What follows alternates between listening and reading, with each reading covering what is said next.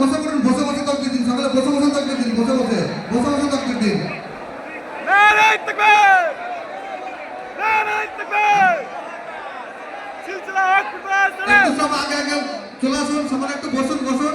সিলসিলায়ে হক ফুরফুরা চলে, সিলসিলায়ে হক ফুরফুরা চলে।